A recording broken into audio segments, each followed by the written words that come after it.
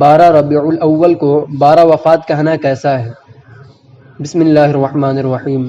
اس کا جواب یہ ہے کہ 12 ربیع الاول کو 12 وفات کہنا ناجائز ہے۔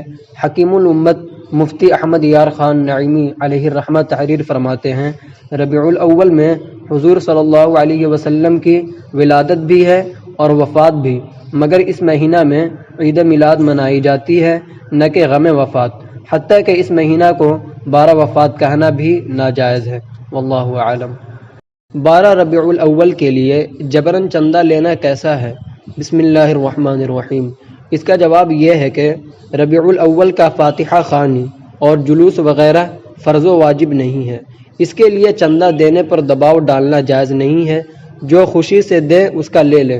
ہاں عاشق رسول ضرور 12 ربیع الاول کو میلاد النبی صلی اللہ علیہ وسلم کرے، قرآن خوانی کرے، روزہ رکھے۔ میلاد کا جواز بکثرت آیات و احادیث اور سلف صالحین کے عمل سے ثابت ہے، اگرچہ جواز کے لیے یہ دلیل بھی کافی ہے کہ اس کی ممانعت شرع سے ثابت نہیں ہے، اور جس کام سے اللہ تعالی اور رسول پاک صلی اللہ علیہ وسلم نے منع نہیں فرمایا، وہ کسی کے منع کرنے سے ممنوع نہیں ہو سکتا۔ آیات قرآن مجید آقا صلی اللہ علیہ وسلم کی آمد کے ذکر خیر سے مالا مال ہیں، چنانچہ 11واں پارہ سورہ یونس کی آیت 58 میں ارشاد ہوتا ہے، قُلْ بِفَضْلِ اللَّهِ وَبِرَحْمَتِهِ فَبِذَلِكَ فَلْيَفْرَحُوا، تم فرماؤ اللہ ہی کے فضل اور اسی کی رحمت اور اسی پر چاہیے کہ خوشی کریں۔ اس آیت سے معلوم ہوا کہ فضل و رحمت پر خوشی کرنا چاہیے، لہٰذا مسلمان حضور انور شافع محشر صلی اللہ علیہ وسلم کو فضل و رحمت جان کر آپ صلی اللہ علیہ وآلہ وسلم کا ذکر کر کے خوشی مناتے ہیں، اور یہ حکم الہی ہے۔ چنانچہ اللہ تعالیٰ ارشاد فرماتا ہے، وَأَمَّا بِنِعْمَةِ رَبِّكَ فَحَدِّثْ، اور اپنے رب کی نعمت کا خوب چرچا کرو۔ نبی کریم صلی اللہ علیہ وسلم اللہ تعالیٰ کی ایک عظیم ترین نعمت ہے، اور نعمت الہی کا چرچا کرنا حکم خدا بندی ہے، لہٰذا مسلمان نبی کریم صلی اللہ علیہ وسلم کو نعمت الہی سمجھتے ہوئے محفل میلاد کی صورت میں اس کا چرچا کرتے ہیں۔ واللہ اعلم۔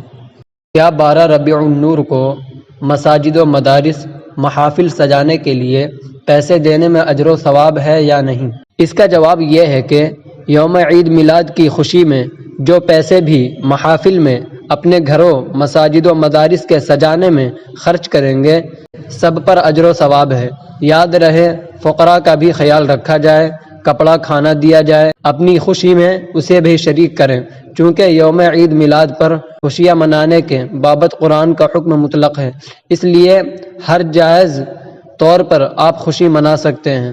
صدقہ و خیرات کر کے، نفل نماز اور نفلی روزہ رکھ کر، محفل میلاد سجا کر بہر صورت اجر و ثواب ملے گا۔ اللہ کا فرمان ہے، یستبشرون بنعمت من اللہ وفضل وان اللہ لا یضیع اجر المؤمنین، خوشیاں مناتے ہیں اللہ کی نعمت اور فضل کی، اور یہ کہ اللہ ضائع نہیں کرتا اجر مسلمانوں کا۔ یستبشرون بنعمت من اللہ وفضل، وہ اللہ کی نعمت اور فضل پر خوشیاں منا رہے ہیں۔ اللہ سبحانہ وتعالی فرماتا ہے، قُلْ بِفَضْلِ اللَّهِ وَبِرَحْمَتِهِ فَبِذَلِكَ فَلْيَفْرَحُوا، تم فرماؤ اللہ کے فضل اور اس کی رحمت پر ہی خوشی منانی چاہیے۔ کسی پیاری اور محبوب چیز کے پانے سے دل کو جو لذت حاصل ہوتی ہے اس کو فرح کہتے ہیں، اور آیت کے معنی یہ ہے کہ ایمان والوں کو اللہ عز و جل کے فضل و رحمت پر خوش ہونا چاہیے کہ اس نے انہیں نصیحتیں، سینوں کی شفا اور ایمانوں کے ساتھ دل کی راحت و سکون عطا فرمایا۔ بعض علماء نے فرمایا کہ اللہ عز و جل کا فضل حضور پر نور صلی اللہ علیہ وآلہ وسلم اور اللہ عز و جل کی رحمت قرآن کریم، اللہ تبارک و تعالی فرماتا ہے، وَكَانَ فَضْلُ اللَّهِ عَلَيْكَ عَظِيمًا، اور آپ پر اللہ کا فضل بہت بڑا ہے۔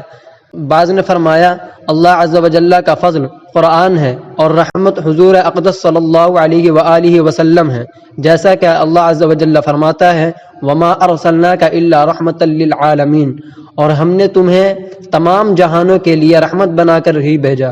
اور اگر بالفرض اس آیت میں متعین طور پر فضل و رحمت سے مراد سرکار دو عالم صلی اللہ علیہ وآلہ وسلم کی ذات مبارکہ نہ بھی ہو، تو جداگانہ طور پر اللہ کے رسول صلی اللہ علیہ وآلہ وسلم یقیناً اللہ تعالیٰ کا عظیم ترین فضل اور رحمت ہیں، لہٰذا فن تفسیر کے اس اصول پر کہ عموم الفاظ کا اعتبار ہوتا ہے، خصوص سبب کا نہیں، اس کے مطابق ہی نبی کریم صلی اللہ علیہ وآلہ وسلم کی ذات مبارکہ کے حوالے سے خوشی منائی جائے گی، خواہ وہ میلاد شریف کر کے ہو یا معراج شریف منانے کے ذریعے ہو۔ ہاں اگر کسی بد نصیب کے لیے یہ خوشی کا مقام ہی نہیں تو اس کا معاملہ جدا ہے، اسے اپنے ایمان کے متعلق سوچنا چاہیے۔ واللہ اعلم۔